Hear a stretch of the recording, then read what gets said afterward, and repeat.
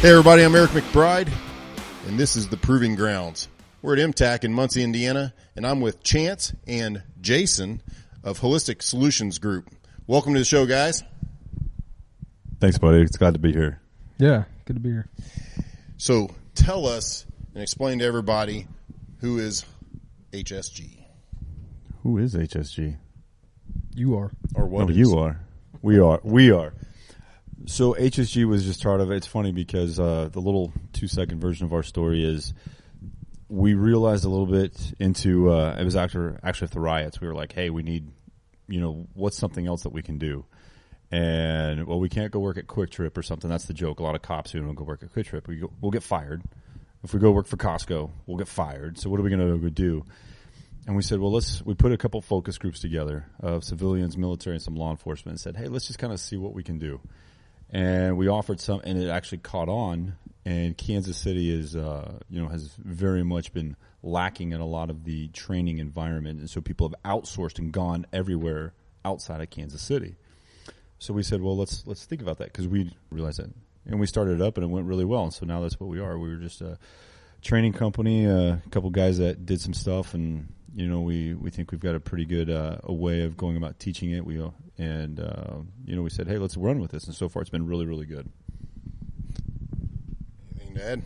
Yeah, I was just going to say that the gap, I guess, to me is the biggest thing that kind of helped get this off the ground. Is I spent 2 years in our training division, and I was kind of seeing some of the stuff that was out there and trying to improve training for law enforcement in the sense of let's get out from doing the computer training and so I think the practical training is where it's at, and there's just not a lot of it. And if there is, you're testing one thing and then just repeating that instead of doing the building blocks and stuff like that. So which is what I like to do, or what I like to see when I do training for myself. It also helps us like when we train, like when we're the students, it's how we learn. Yeah. Yeah, that's what I'm saying. So it to me, it's just looking at it from a different perspective of what do we actually need to work on instead of let's spend an hour working on handcuffing. Well, that's a very low liability thing. Let's work on those high liability, high risk type things, and let's look at what society wants us to be, and let's really try to focus on those things. And that's what we try to bring is that practical, real life experience to our training. And there's just not a lot of it out there. Yeah, and I think one of the things that really came out of 2020, unfortunately, was let's all go to video. Here's how we're going to train. I know the state of Indiana made some big changes. I know the SRO certifications went to all video, which is nasty, and recently proved itself to be poor at best. So in those filler things that you guys are the little gap protection, I like that. I like the way you're talking about that because there's a lot of people doing a lot of the same thing out there, just their way. So when you think about that, what are some of the gaps that you see in training, and how are you filling that? The why. I think there's not a lot of emphasis in teaching why we do something. No matter what it is, it's kind of the driving force. No matter what, I'm going to speak. I always try and say, hey, what we do applies everywhere. And if we can find the why of what we're doing, like why are you approaching it this way, that will in turn empower the masses. When I came on law enforcement, it was very much watch this door and don't stray from it. And so, okay, well then what happens if something else happens outside of that door? I was never taught or never instructed how to process that. And so it became a mind game of what do I do? And therefore I was no help to anybody. I was just a block of whatever my task was, and I couldn't be adaptable or universal. And I think that we need to be the exact opposite. And this is what's been awesome, like meeting you guys. You guys are trying to be the forefront of that, and it's like trying to empower people to understand the why. If you can teach people the why, you will build them to be better at what they do, therefore a greater asset to everybody else around them. That's just my thing of what I saw the big thing was. Yeah, I think one of the biggest gaps too, and this is something that I've always tried to fix from the beginning of going to training, and to try to fix it before I got to that point, is and we did it here today, the after action, right? And a lot of people look at the debrief. Let's put it this way: the people that we talk about when we're talking about that old antiquated, our gas station tactics, right? They don't want to hear the after action. They don't want to hear I don't think we do enough of that, whether it be, after training or after an actual incident. I think one of the biggest things that we push in all of our training is being able to look at what you did and say, did we get lucky or does it work? And that's what I always say is, and if we got lucky, then let's change it. But then also be able to check the ego and say, okay, I messed that up, and one of the easiest ways to do that is just use video, because a lot of people, I didn't do that, well, here you go, I'll show it to you. So, but I think that's a huge gap in law enforcement, is we don't do enough debrief, whether it be a very small incident or a very critical incident, a large incident. I know we generally try to do them on that, but I don't think that, in my opinion, they're done correctly at all. I think there's just here's the sequence of events. And, no matter what debrief from critical incident you hear, it's always communication, stuff like that. We all know that's going to happen. But again, we're trying to look at literally how, did we get lucky or does this work? And if it's one or the other, then we need to adjust accordingly. And I think that's what we try to get our students to understand, is whether it be a quick run through a shoot house, or whether it be we simulate, like with our TOC course, a 30 to 45 minute scenario. You've got to be able to go in and look at it and dissect and say, okay, because again, law enforcement it's only going to be as good as what the citizens want, right? That's one of Key's principles. We will be what they want us to be, and that's what we have to look at. Is if we're not meeting that mark, then we've got to figure out how to get to that point. And I think that not enough people. There's very few people who look at law enforcement that way now, unfortunately. No, and I agree. So the why. And then opposed tactics. I mean, that's kind of the wrap, right, on what you just said. Mm-hmm. And those are huge gaps.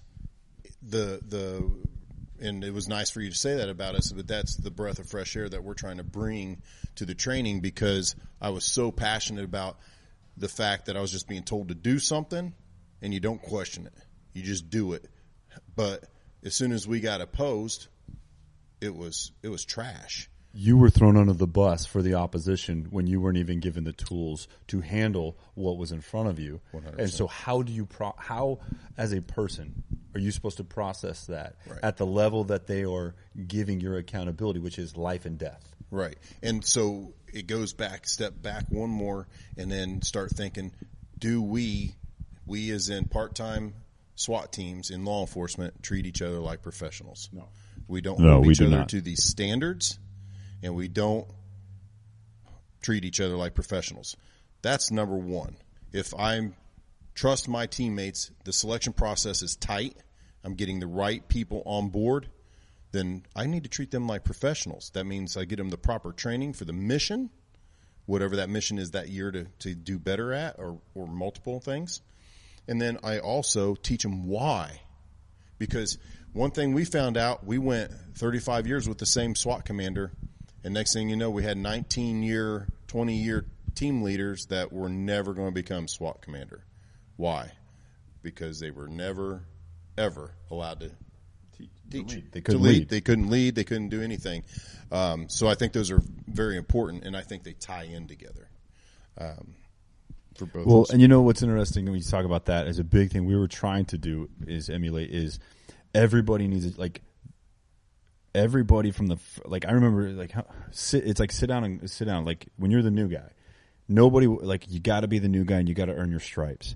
But I remember as a new guy being so berated. I was 2 years on my first team, and I never felt any sort of a progress or progression because it was like, shut up and just do this. And it's like I was like, man, this is dumb. Like I wanted to be a part of this. My whole life, I wanted to be a part of a team to go. If they're going to the danger, I want to go with them. And yet after 2 years, I was left like, what? I'm not a part of this. And then when we come up and we start changing it where the new guy gets just as much skin in the game per se. Granted, he's still the new guy. But you still got to give him a role and a purpose. then that's building them up. Instead of 19 years and they couldn't do it, that's a travesty to those. Can you imagine their careers? They look back on those 19 years of like, man, what was it worth? I couldn't even do this. Absolutely. And so what looks like the better team when our new guy is spun up on tactics, understands the why, can execute just as good as anybody else, or that other team that their new guys, are polishing the wheels on the bus and don't have a clue and can't go in, or only get to work perimeter, but they're never trained what to do on perimeter or why they're on perimeter. So I think that it reflects just down the team and obviously starts in the leadership. I'll tell you what, one of the most powerful things that changed my life, I can't tell you what year it was, but I remember watching this going like, that is how I'm going to start changing how I treat others, and how if I get put in leadership roles, this is what I want to do. I love the movie Miracle with Kurt Russell about the 1980s Olympic team. He came in and everybody said he couldn't do it, but they chose him as the coach, and he was going to redefine how the team was working. And every aspect of he was going to take non-all-stars, no names, good talent, break them of their egos and build them through incredible opposition to make them grow together. And now they were going against a very highly motivated offense and defense. Wait, this is hockey. Doesn't that sound like what we talk? Yeah. That sounds like what we talk about, right? And so from there, I remember it wasn't matter. From then on, every time we would get new guys, it was like, dude, we're glad you're here. It's time to work. Like more of like what I didn't get, and I'm not saying kumbaya. They still got to pay their dues. Sure. But we went out of our way to say, dude, we're glad you're here, but it's time to go to work. You're screwing up, dude. We got to fix this. How can we help you progress and get this? And I hope it became a whole different culture change. And it started that we weren't even like the team leaders yet. We were just like the nobodies. And we were just like, okay, cool. Yeah, let's do this. We can control this, so why not do it? And it got pretty, I thought it went pretty well, but it kind of echoed back to that whole build them from the bottom, and you will have a team of either people who are supposed to be professionals or people who, work. I don't know. I guess I'm getting sidetracked, but the whole point is they didn't have all-stars. They had college kids, and they built an Olympic team that beat the biggest and best team in the world. So, maybe there's something to that we should all be taking a look at. Absolutely. Anything to add? Yeah, I was just going to say, you mentioned, actually, hold on, I want to correct myself on something. I said Key's principles, it was Peel's principles. I think you guys knew what I was saying, but I know there's fact checkers out there. I remember that. Yeah, I just wanted to make sure I corrected myself. So you were talking about selection being tight, and I think that's one of the biggest things, not only for a tactical team, but I think in general, what I'm seeing and what, I'm sure you guys have seen the trend, is that selection process all the way around is lacking, and I think that, and it's unfortunate. It's almost like we're okay with taking the risk that we're just going to fill a role with a body just to have that role filled. And I've always said I would rather run short on my team or on my squad or whatever it was, instead of just adding someone for the sake of adding someone. Because I think that they and in our selection process, I felt like was pretty tight for the most part. But when you don't have a huge candidate pool, it makes it kind of hard. And I think that they were okay with accepting that risk of, hey, we don't think this guy's he's not, and not only not putting him on the team, but if we get somebody there that's not making it, to just cut ties and not spend any more money on that guy. Same thing just in law enforcement in general. I think we have a hard time. We're just trying to fill roles, and some people it's not made up. And because we're kind of talking about the training side of it, that's where you really see it. Whether it be in field training or whether it be in service training, if you're not getting it, there's nothing wrong with saying, look, I'm not. And some people can't admit that, but you got to be able to look at that guy and go, dude, this isn't for you. And I think that's what's kind of leading us down this road of, man, where are we going, or should we turn around? And so it's where I was going with that is it's frustrating to see that, and the guys that we're out here working, like, man, I feel like I've got a 5-year-old toddling behind me, and I shouldn't have that. I should have a guy standing next to me saying, hey, let's go. Let's go. Yeah. Well, it's cool, Eric, is that what you're doing is exactly kind of what we're just in the infancy stage. We've only been going for a little over a year, and and one thing we're excited about is, so there was always 3 principles that we kind of live by. Is like, you can either bitch and complain about it. If there's a problem, you can bitch and complain about it. You can do nothing, or you can be a part of the solution. And the problem is being part of the solution means that you're going to go against the people who are bitching, the people who are complaining, and even harder is the people who are causing the problem. So you've got an uphill battle no matter what. So it takes a lot of courage and a lot of guts and a lot of money and time and sacrifice. But yet it's kind of like our sense of call of duty, right? That Absolutely. we have to do that. Yep. Because guys are going to go out and do that job no matter what. There might be manpower, but there are people still out doing a very dangerous job. Right. So why not go and supply them with things to do it well? Right, and we know, and most agencies are the same. There's people on that agency, good officers, that want to say SWAT, they don't want to be SWAT. And that's what when I first started and I first, went to the team, I thought that's what selection was really about, because there was the ones that didn't make it just wanted to really say it. They just wanted to say they were in our special operations division. Most of us weren't just on SWAT. There was bomb techs. I was on our dive team. I mean, there was other duties that we did because we were about that life. But I felt like, but now I think those people aren't getting weeded out. I can tell instantly when a team comes here to train who's about it and who wants to just call themselves that. Yeah, so one of the coolest things that we did, and I'll give you credit for it. I think we kind of cooked it up together, but I'll give you the credit. One of the biggest things we did is one of the best things we did was, it used to be when I got on the team, the day you made it through selection, they said, hey, you're on the team. Here's your SWAT pin. Here's your patch for your uniform. And we decided to do away with that. You have your probationary period. Once you've gone through, the basic course, once you've been a part of the team, once we vote to say you're staying after the probation period, generally once we get a feel for you're making it, you're going to be part of this team, then we have a ceremony after one of our training days, or during, sometimes we did it during lunch or something like that. Or they had to do something.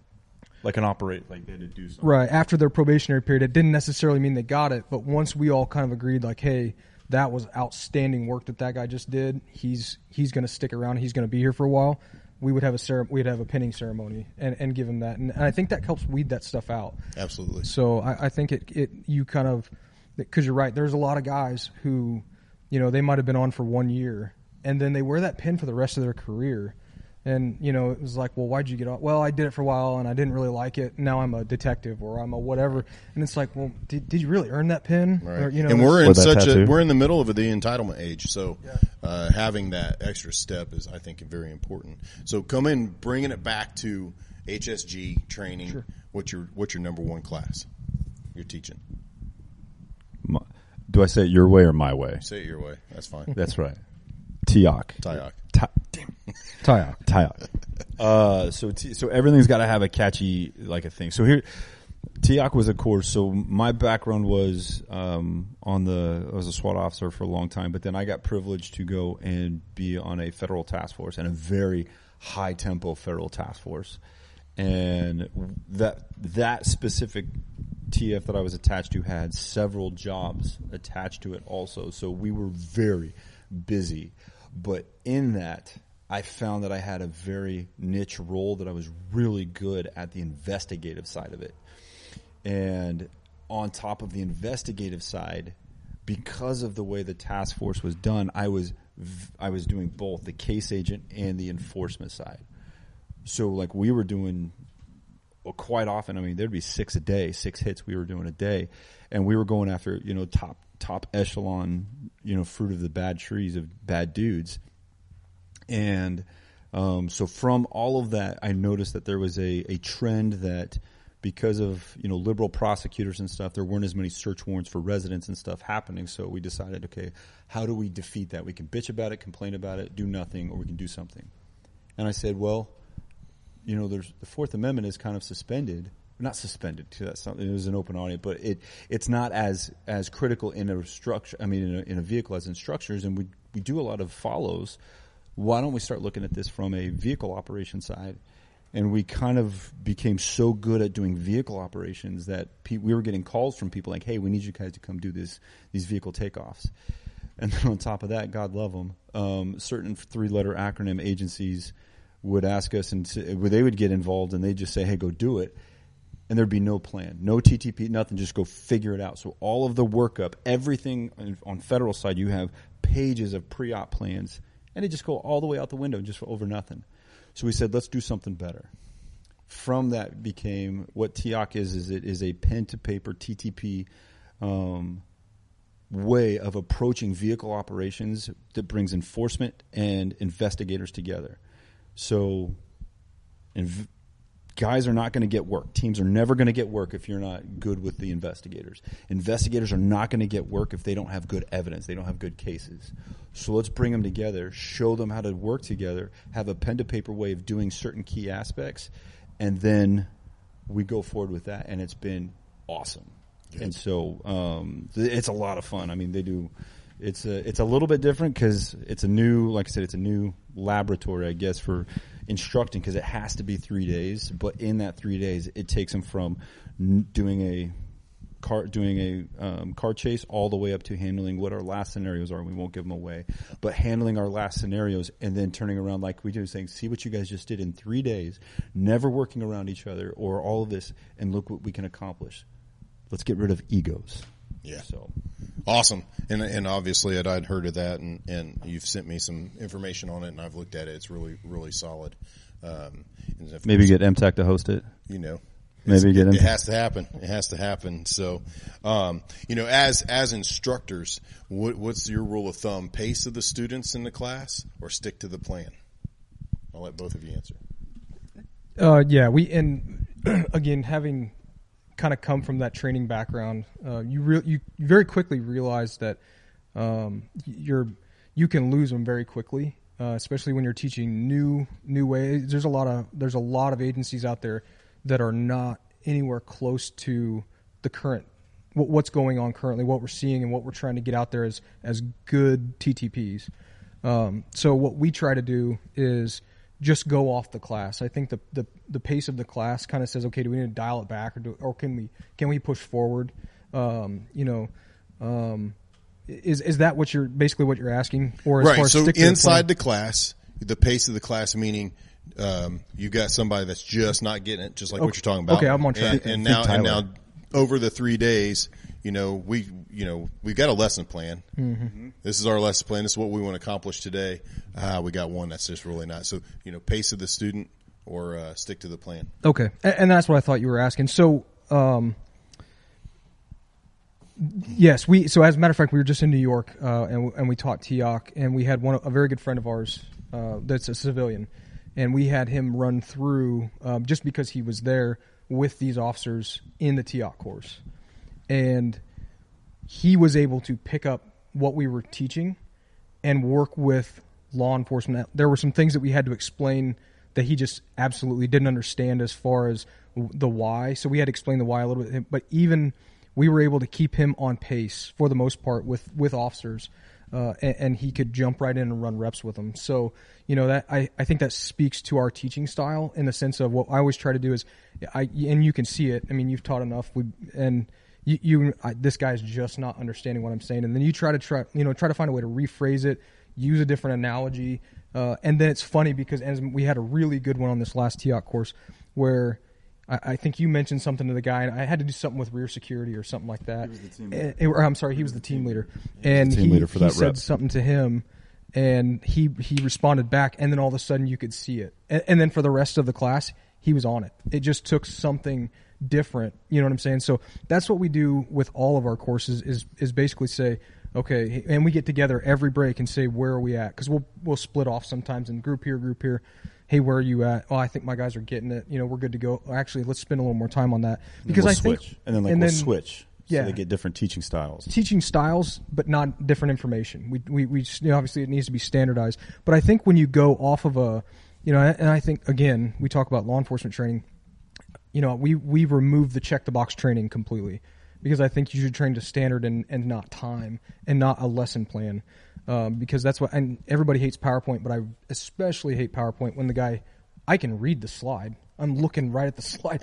I need you to fill in all the gaps. Yeah, print that stuff, bro. Right, print it. Yeah, I'll read it later. Email it. Yeah, and then talk about everything else. So I make PowerPoints because sometimes it's just necessary.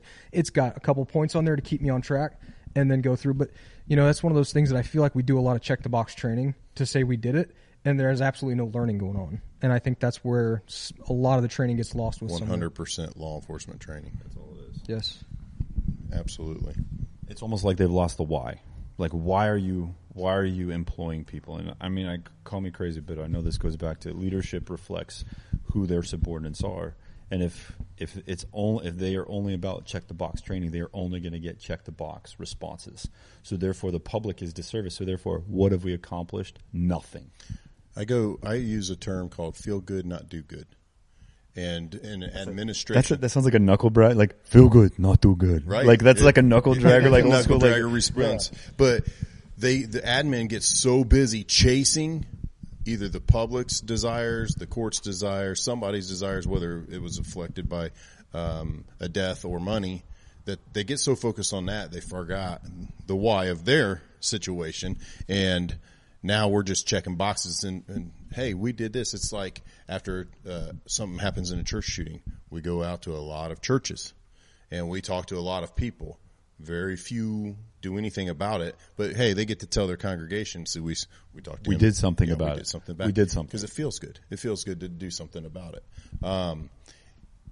It shortchanges everybody, unfortunately, and I think that's exactly what you guys are getting at. But yeah, I like the knuckle dragger response there. It's funny when you can't say it without like picturing like that guy. It's like, how you feel? Feel good, not so good. Yeah, not feel good, not do good.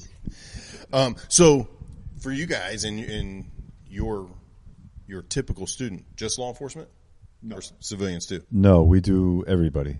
This should be open to everybody. Law enforcement, military, and 100% civilians.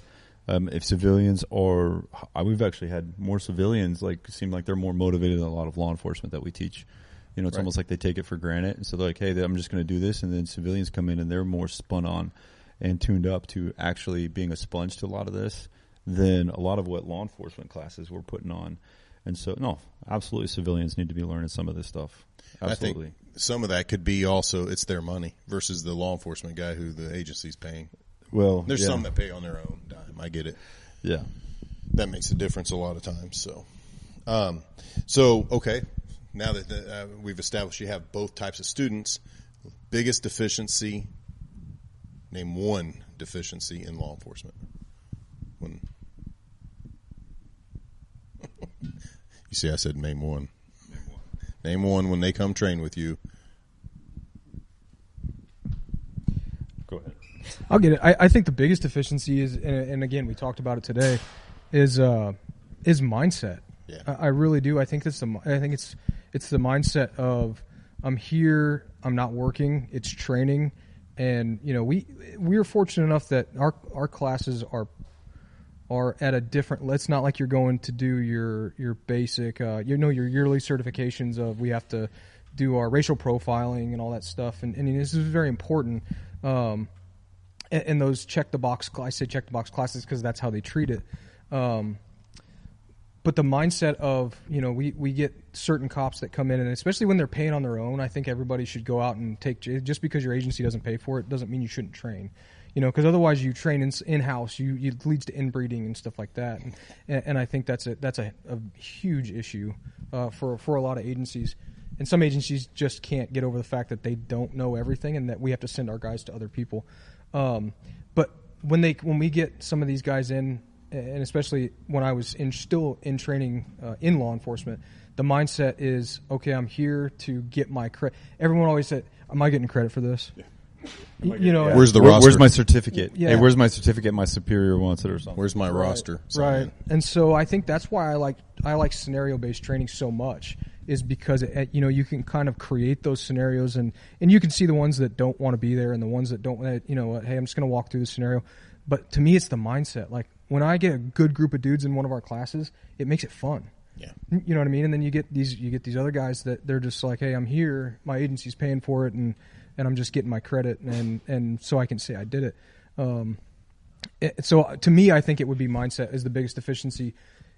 Also, not necessarily just in the training realm, but as law enforcement in general, I think that a lot of leadership now has created that. It's you don't be aggressive, don't be, that like we talk about with holistic is, be that well-rounded person, be that, it's the whole mind, body, spirit, holistic, which is where our name came from, is, get your mindset right. Mentally, I need to be, that alpha. I need to be the protector. I need to be, whether it be my family if you're a civilian, or whether it be your buddies in the stack or whatever it is, that mentality's there. And then, take care of yourself, and then also, take care of whatever spirit, meaning whatever it is that your moral code, whatever moral code you moral have. code, yeah. Find it, fortify it, and be with it, because that will be what tries. If your number comes, that's what you're going to rely on to guide you, because people are going to come and go. I mean, we've had to see that lately. It's like people are going to come and go, and if your moral focus isn't there,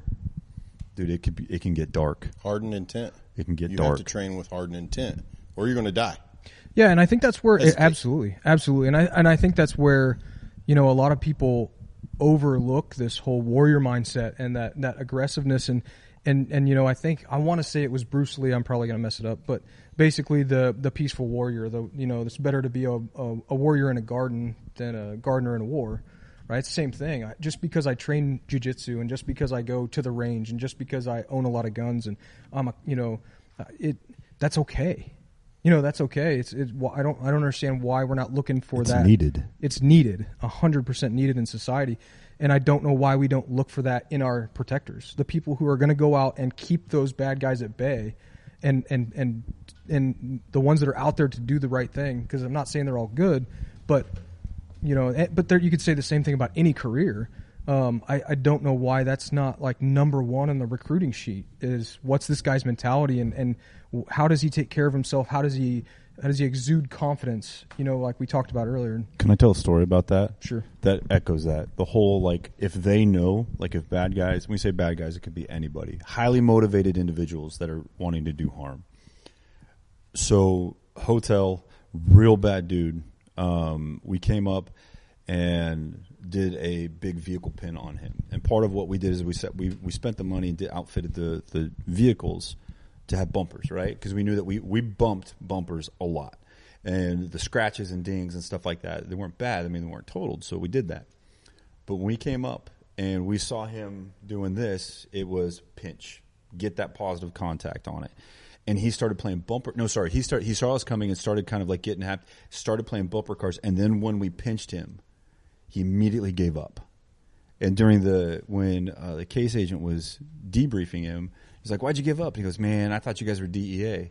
And then when I found out you guys were I was like, "Once you guys hit me like that, no, I knew you were the marshals. I don't want to mess with that." Like, do you see how that works? Like, he knew that violence was coming, and it wasn't the threat of going to jail. He knew that if he was going to do something, was going to be done. But the key to that came with respectable, professional precedents set prior to all of us, that dude know if these guys come, it's going to be a bad day. But we treated him still with respect. We didn't MF and all that. It was like, dude, what's up? Oh, man, we were smoking with joking with the entire time that we were transporting, and this was a very bad dude. But that's what happens. The precedence was he knew that if he did it, that type of behavior should be praised, and not the violence part, but the precedence of good, honorable, professional men that are ready to kick ass, but at the same time can flip that switch and be able to be like smoking and joking with them at the same time. That is a key that needs to be praised, and saying it's okay to be that guy or woman, whatever. Yeah, and I could literally do a 3-hour podcast on the changes in law enforcement that have made it so soft. I love you, Nate. Sorry, that was Nate's case, and everything has to go to that guy. So fair enough. But the thing is, we can go right back to 1991 in L.A. and start watching that declination of hard hands. You don't want to get caught by the cops. Now, would there have been a better way to have gone about it? Sure, absolutely. I think we can all agree with that. So I could go down that rabbit hole pretty easy. Training deficiencies in civilians. Wait, can I answer my answer for law enforcement problems? My answer for that question of law enforcement. I'll just say this: leadership. Next question. Okay. Training Leadership. deficiencies in Leadership. Next civilians. question. Training deficiency in civilian to me is going to be social media. I run our social media platform, and it is very much a market or the world of like open source information. And the open source information out there is more of a white noise. You kind of have to weed through it to find, instead of what looks cool, you've got to find out actually what's legit. And good actual tactics and drills are actually quite boring. So they don't do well on social media. So when they look at stuff and they see this is flashy and stuff, there's easy ways of, like, legit dudes are like we get DMs all the time from like good dudes, like good circles we're in. And it's like, have you seen this? And it's like, oh my gosh. But yet it gets thousands upon thousands. But then when Mike Pannone posted a vehicle, like, hey, this is a good vehicle operation thing, and it only got maybe like a couple thousand hits, but right before that he posted a bad one and it got, tens of thousands. So if I say a deficiency, it needs to be a streamline of where to get good information and where to go to get affordable but good training. Yeah, and on that, and you say this all the time, Chance, is good TTPs. Well, let's take procedures out of it because that's a whole different story. But good tactics and techniques should be repeatable, right? You see a lot of the stuff out there, and you can go and you can show it or you can demonstrate it. Again, going back to the why thing, but we say it all the time: is if you're going to put it on paper, it needs to be repeatable. That training needs to be able to continue and grow, but not just be a one-time. It's everything should have multi-purpose. We talk about it with our kits and stuff like that. Put something on there, it should probably serve two purposes. And some things don't, but for the most part, the same thing with training is, with the social media stuff is, okay, yeah, that looks cool, like he said, but it's not repeatable. It only applies to one particular situation, and that's where we try to go away from is there's the basic set of TTPs. You've got principles, and as long as you stick to those, then that's what's repeatable in any scenario. And I think there's not enough people that live in that. They try to go, well, what's the newest, coolest way to take a staircase, or what's the newest? That shouldn't matter. Whether it's a room, a hallway, a staircase, an elevator shaft, whatever it is, as long as the principles are there, then it's repeatable. And I think that's where that's what he's talking about is it's that looks cool for that particular scenario. And I think also, like, building on mine, that, and then echoing back to this, is that I think there needs to be, I think this is actually what you're doing or you've done up here, is there has to be a roadmap of progression. They want, so I was talking about social media. They want to put on the kits and the nods and the helmets and the rifles to go do that cool guy stuff. But they don't realize how much time, effort, energy, sacrifice that went in to get those dudes there. It's like you've got to start all the way back here. Flatline range, good mechanics, countless hours of dry fire, and practical real life shooting. Most civilians should be doing what we call our combat weapons course. And there's others out there, which is just, you should be throwing, sure, you want to throw a kit on and right, awesome. That's your right responsibility, go do it. But if that is trumping your ability to train with your CCW or something like that in a way that hinders you from doing that, then you're doing yourself a disservice because you're doing it because it looks cool. Looking cool, completely different from practicality. What he's talking about and how that references, they want those TT, but they don't understand what that is right there addressing. Like what we did all day today. We after actioned each section, and if they only got that, it would be doing it because they don't understand why. But they'll take that and apply it everywhere. So it's like they have to be backed off to like the very beginning and have a roadmap of saying, I want there, I need what you guys call it, the IC1, IC2. You have to have a building block saying start here, and you got to understand it's going to be a lot of time and money to get there. But look what you can accomplish once you get here, and this is tangible. All right, so I'm going to direct this right at the camera because every podcast, everybody says the same thing, and you just echoed our last podcast. So if you're not in law enforcement, not in the military, and you're training with your firearm, so you're an armed citizen, stop skipping the important stuff, going right to the fun shit. That's exactly what everybody says. So the fun stuff is actually it's mostly boring. Like it's fun, but at the same, it's like boring. Well, and you know, I use this analogy all the time. I compare a lot of what we're doing. I use an analogy as the fitness industry, right? And it's the exact same thing. Mm-hmm. It's you read the magazine, and well, I'm old enough to remember muscle magazines. I guess you don't read a magazine anymore, but anyways, you've got the take this supplement and you're going to look like Ronnie Coleman, or take this.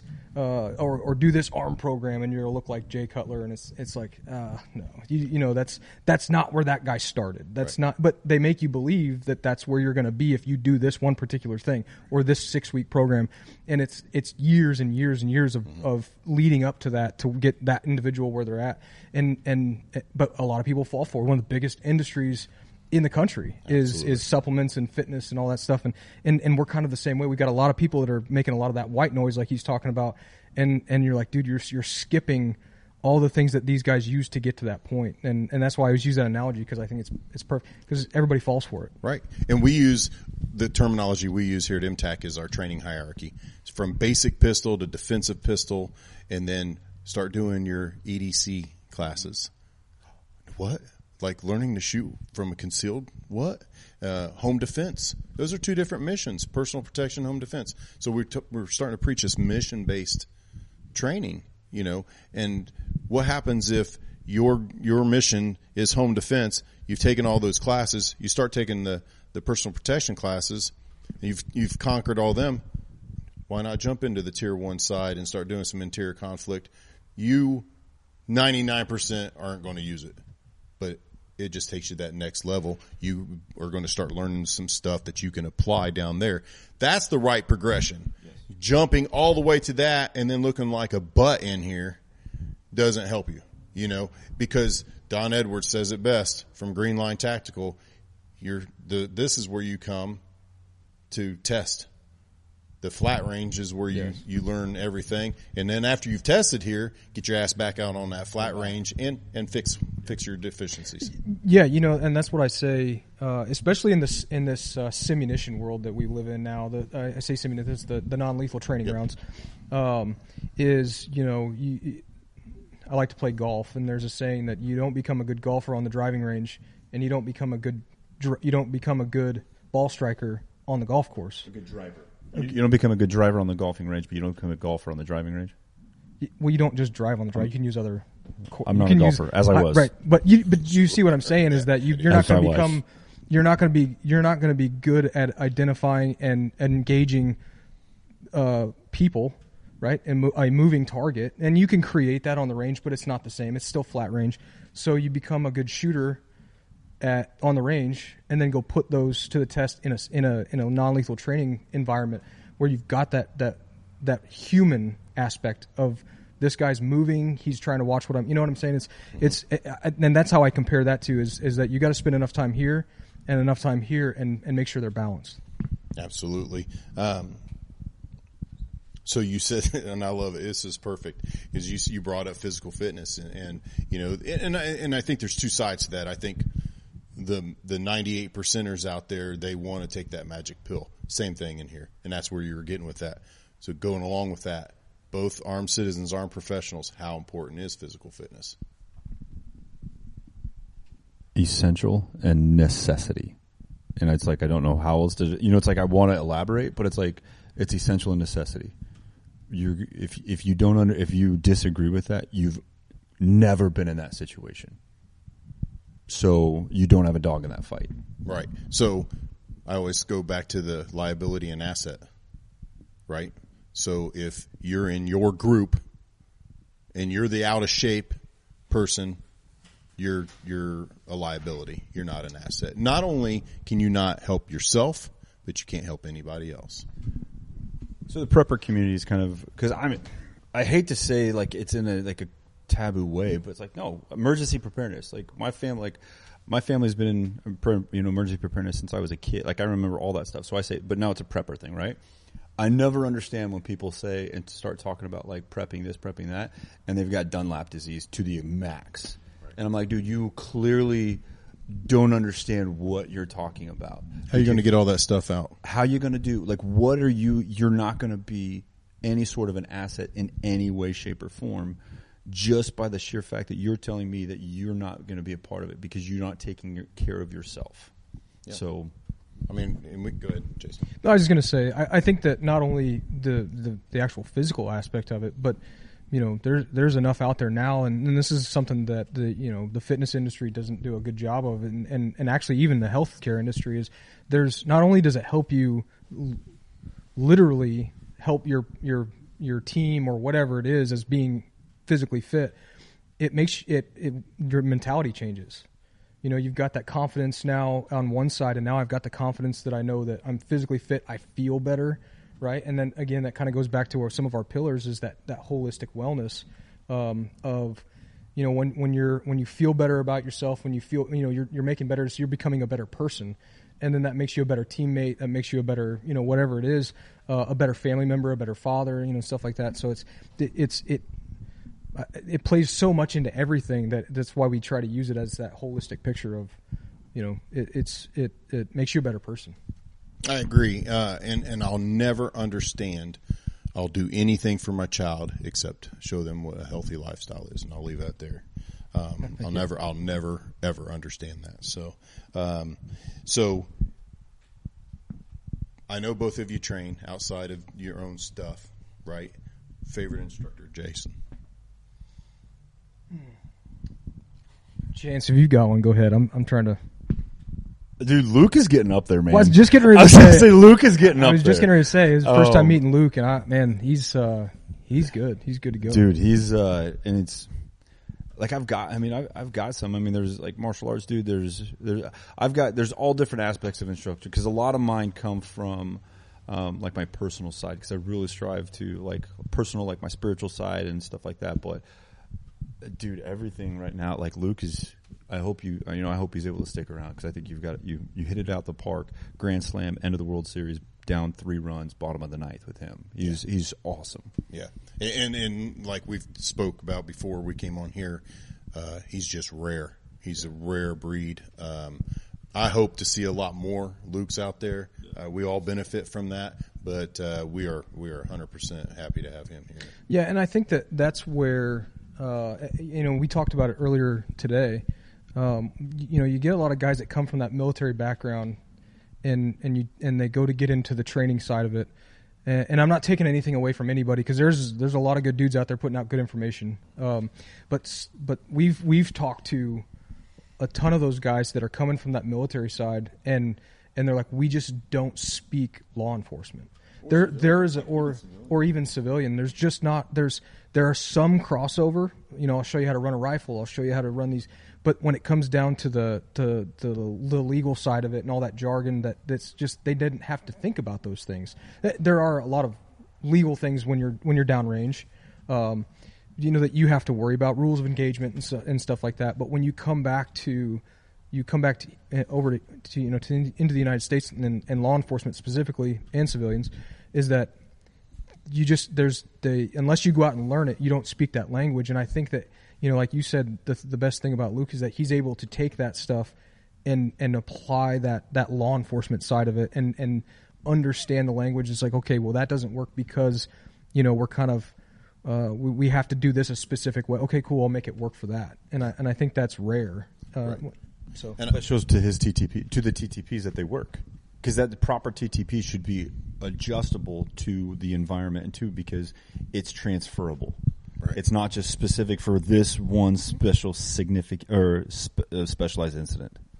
Yeah, and you'll hear a lot of times a military background instructor, great material, say, I care about law enforcement because you're going to be protecting my family. Luke takes that to the next step. Like, I care about it enough. I want to learn more about you guys. And even civilians, because he transfers it even down to that level.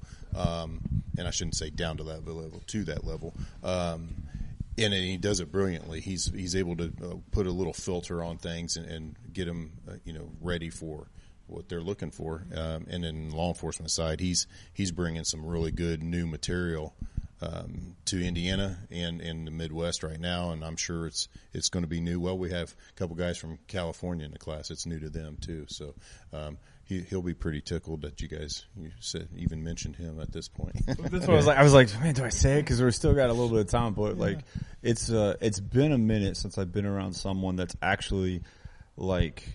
Well, first off, we haven't been able to be students for a little bit because of how things have been, like career-wise and with our jobs and stuff. So this is actually like, oh my gosh, this is awesome. We get to be students. And not only we get to be students, we get to be listening to somebody who's very much articulating things on an individual basis. Because we had some pretty strict TTPs that aren't violating here, but they're just different. They're articulated different. And he was able to draw back and say, what are you guys, let's see, and show us that, hey, we're talking about the same thing, but now think about it from this angle. And we're like, man, that's awesome. Just to be able to do something like that and to do it in a way that's not condescending, because, man, when you're around a whole bunch of alphas, you get tired of it. And you're just like, bruh. Like, okay. He calls it the God complex. That's exactly what it is. Yeah. Being we've around all that trained stuff. with him. We've all trained with them, So Luke's, a couple other ones, man. So online, I've been really following a lot of like X-Ray Alpha, and Mike, and listening to their podcast they do, because they do a really good job of calling people out that should be called out. And I've really been appreciative. Sometimes I disagree. When they talk about tactics and stuff, I'm like, I get it. But man, those guys, how often do we get to have the ability to watch, people with their resume and be able to listen to them talk about things and get to learn from them? And then now everything, and they even say that you don't have to agree with everything we're saying, but you're going to take little nuggets and be like, hey, you know what? I really like this, or I really like this, because everything they do is just, their whole careers are analyzing things to the max. And it's like, okay, they're doing that. I'll take that little nugget, stick it in my pocket. Interesting how the good ones all have that same theme. Yeah. Yep. Take that little nugget. So brand new to the industry outside of your agency. When I say the industry, the firearms industry, the training industry. So you may not have a huge answer on this. SHOT Show for January for you guys? I think we're going. We can't really say with who yet because we got a lot of good stuff going. But we're planning on being there. Okay. I think we're going to plan on being there. We might have. Sign up. I've already signed up. If you guys need badges, let me know. Yeah, we've got some stuff going with Recon, and we are building that certification course with them. Recon Robotics, and so they do a throwbot, and I carried that robot for a long time, and so we worked it out and actually created their certification program. And I think that SHOT Show might be the time when we're actually enrolling that, or we're going to be doing enrollments. And it's going to be a full certification backed by Recon. So it's no longer they're doing their cold drops. Sure. They realize, hey, man, everybody's using our robots. They're doing it a certain way. They're doing it a certain way. So now we've got a patrol side that we've integrated it into patrol. And we've integrated it into a full specific role that will show you a special role for the team. And the TTPs we've built for it are adaptable across the team. So if you're from California, Indiana, Texas, it integrates into whatever TTP that is going to be there. So SHOT Show might be the first time we're actually going to be putting all of that stuff on. Well, if you guys go, I definitely want you guys to be my guest to the Circle Bar. Everybody that goes to SHOT Show knows what that means. I want to introduce you guys to that. Then that leads me into my last question is, now that you're around the industry, what's one of the biggest surprises? Okay, so I'll take that one. To me, it seems like, when you look at it from whether you're a new officer, whether you're a civilian, you don't. I think now with social media, it's a little more prevalent, but the amount of we'll call it high school cheerleader drama that happens between some of these guys, it's to me it's funny because we talked about it today. We say it all the time. It's, do I swim or necklace? Who cares? Let's go to work. Yeah. I really don't care. Who cares? Yeah. Or what, hey, what are those pants or what are those shoes? Oh, well, those suck, and it's like, man, we're losing track of what's actually important. And to me, that wasn't, and we saw it before, but it's now that we're interacting with a lot of these guys and it's like, well, I don't like him because he teaches this and I don't like him because and it's like, well, can't we just all agree that maybe that's your way to do it? But you know, and again, I use the fitness. Not everybody likes to work out like a powerlifter. Not everybody likes CrossFit. You know, but you're out there doing it. You know, and so as long as we can agree that, well, maybe you do it differently, yours might work for one thing, and mine might work for the other. But there's just a lot of, again, you're not talking about procedures. You're talking about ways of doing techniques. That's why I said I want to make sure, because remember, this is open source. I know what you're talking about. Procedures can't be violated. So if you're doing it one way and I'm doing another, you know what I'm saying? I'm talking about the silly stuff that we argue about. This is what I'm saying. Yeah, again, I talked about. Well, I think that's what he's saying is there's silly stuff. It's the silly stuff. They're arguing over silly stuff. Stuff. And that's the big. I think that was the biggest surprise, if you want to say surprise. Like I said, we kind of knew it was there, but it's a lot more prevalent and a lot more obvious now that we're having conversations and monitoring and interacting with a lot of these folks. You know, we're doing ourselves a disservice because now we're kind of arguing amongst ourselves about silly things as opposed to worrying about the big things. Yes, Second Amendment can be like that. Right. Yeah. I've looked at it kind of like Bible thumping preachers. Yeah. You know who suffers the most when two preachers start Bible thumping at each other? The audience. Right. Because then they're missing the message. My biggest surprise is going to be social media also, but I was going to say that, but I'll go for this route, is the power that social media has when it's used for good. I think that's how we've met. That's how we've connected with people that I would have never even dreamed that we would be able to now have kind of like in our inner circle, and we interact with. And now I've given my personal number. I've had phone conversations, and we're meeting people now. Never would have thought that. I'm like, that's exactly what social media is supposed to be for. Absolutely. Not an echo chamber, a place where people can come together and have open discussions, and then at the end, be better, productive people. And never would have thought that, because I thought, we didn't even have social media before we started this. No idea how to do it. Like, we were the ones that were watching the 15-year-old boys. That sounds weird. The 15-year-old kids, I know, right? Confessions from Chance Cooper. We were watching, I had to sit here and how do I do this? And we're watching the YouTube videos of okay, this is how you do an algorithm and stuff. You know, and I'm sitting there taking notes, watching how to run a social media page from a 15-year-old.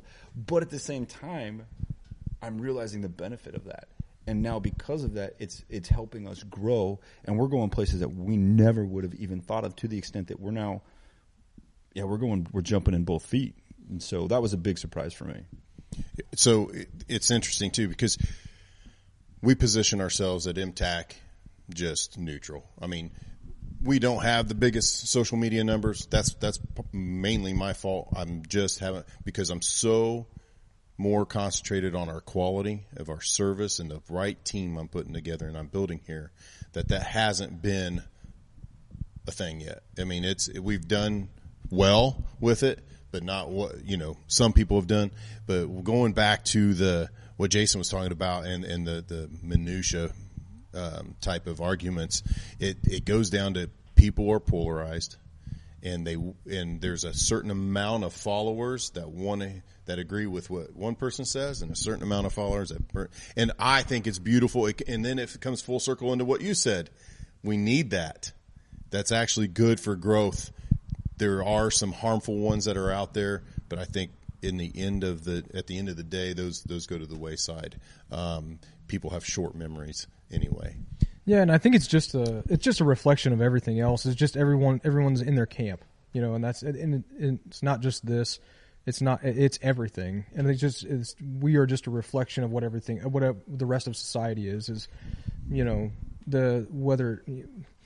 Whether it's fitness or whether it's whatever it is, everyone likes to be a part of I think this way, I believe this way because I like what this guy's saying. But you're not open enough. We could say it, not to go into but we could talk about politics and stuff like that. It's the exact same thing. And now what we're doing is we're saying, no, they're wrong, we're right. And then I get 50% of the people that like me and 50% of the people that like that. And now where are we? We're not growing. We're all going a different direction and not headed in one direction, if that makes sense. 100% it does. Well, I appreciate you guys coming on to the podcast today at the Proving Grounds. If people want to catch up with you guys, how do they hit you up? Social medias. Holistic Solutions Group is on our social media. I guess we're on Facebook a little bit, but Instagram is going to be a really big one. Our website, we're going to be revamping our website and stuff, and then just keep watching this guy's stuff because hopefully we'll be seeing you guys a lot more. And yeah, keep an eye out. Absolutely. And for those officers out there that want to take TIOC, that's right, I said TIOC. I like that. How do they get it? How do they get a hold of you to do that? Yeah, so the big thing for TIOC is going to be is hosting, because we only need a couple requirements, but they have to be because it has some very specific things. Because what it does is it brings a 540-degree environment to a mobile operation. And we do it every day, but yet nobody wants to do it. And 99% of agencies have the ability to do it. They just don't know it. So get a hold of us. We'll tell you what requirements are for hosting it. And we've got a document that we can send, and we'll work with you on how to host it for everybody around them. And then, man, everybody... it's so much fun. Like, I love it because it's my baby, but at the same time, like, at the end of it, man, everybody's just like, whoa, oh my gosh. So anyway, yeah, get a hold of us on social media, and we'll send you the stuff to host it, and we'll go from there. And we've got a myriad of other stuff. Like, we do private stuff, like we do team audits, and we're working with a couple teams, Pennsylvania and stuff like that, where we'll come in and audit, so we can do that stuff too. But, our website and everything's going to have all of that. Great. And we'll have those down in the comments, direct links to their websites. And I can tell you right now, we're definitely going to be hosting it.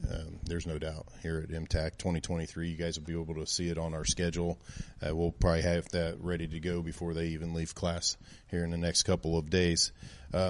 Hey, that's it for Proving Grounds today. I appreciate everybody watching. If you liked it, smash that thumbs up. If you didn't, hit the thumbs down. Either way, we're going to keep doing it. We don't care.